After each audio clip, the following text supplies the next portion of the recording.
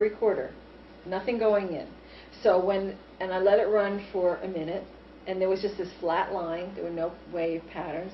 So I pumped it up, and it was shh, a lot of white noise, and I started to hear these people saying, "We're the Pleiadians, we're trying to talk to you." And then I was like, I reversed it right away, because I didn't want to be jerked around again, and they said the same thing. And they said, "We're trying to help the people there on Earth. We're trying to save their lives." And I had no idea what they were talking about. These people were already dead. And then they said, "Planet X is coming in." They said a lot of things. I'd say about half of which I could hear, because it was very, very soft. But they talked to me about how they tried to tell me about these reptilian aliens, that they were very vicious. They told me a lot of different things that over the period, it was about a 2-week period that I could hear them.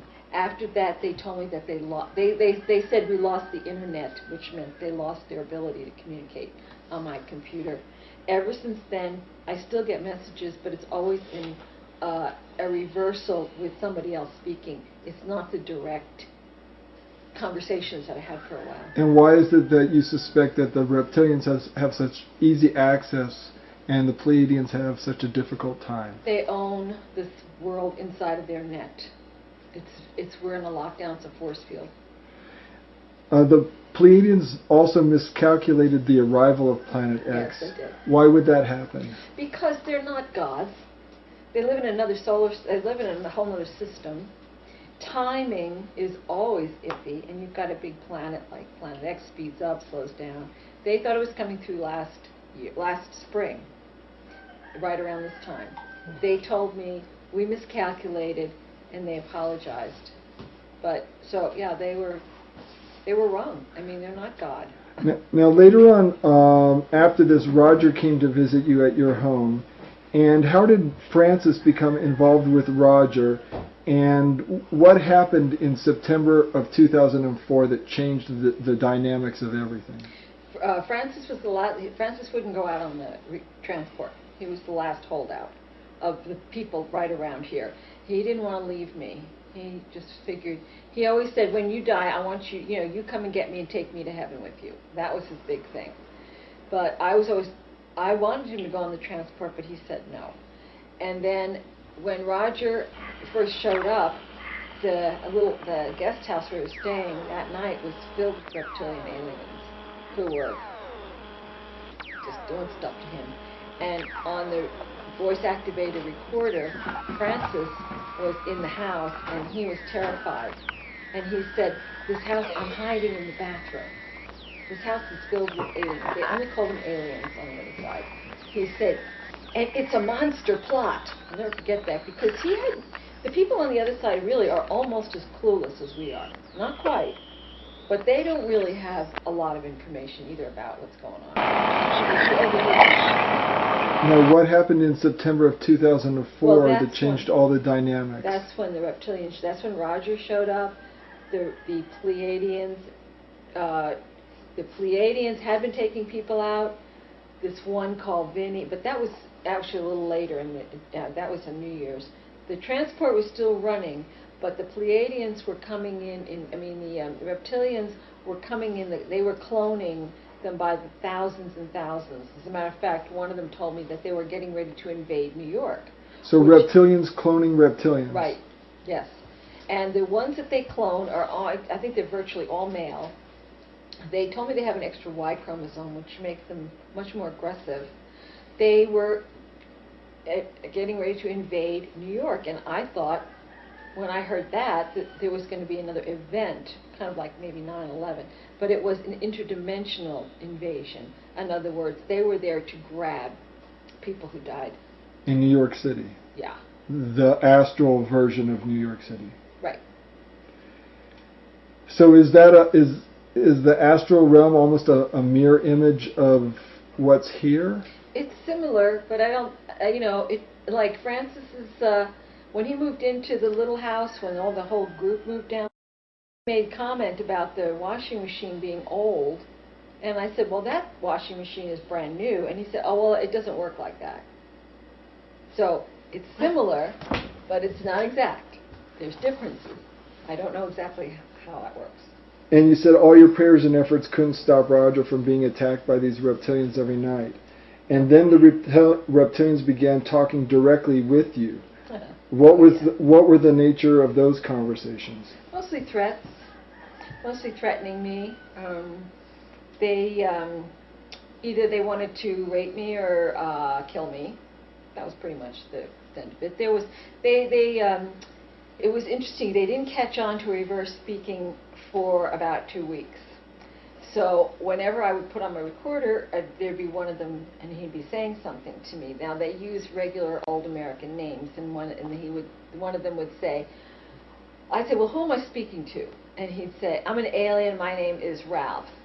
And then I would turn it around real quick, and he goes, I'm lying. My name is really John. And I would say back into the recorder, you're not Ralph. Your name is John. And they go, oh my God, how did she know that? This woman they called me a seer. They called me a witch. They called me Ave Sophia, one of them said. They didn't know I was reversing. They'd never heard of this. That's why I'm saying it's new. And finally, somebody figured out, because they're watching, they said, she's doing something with the recordings.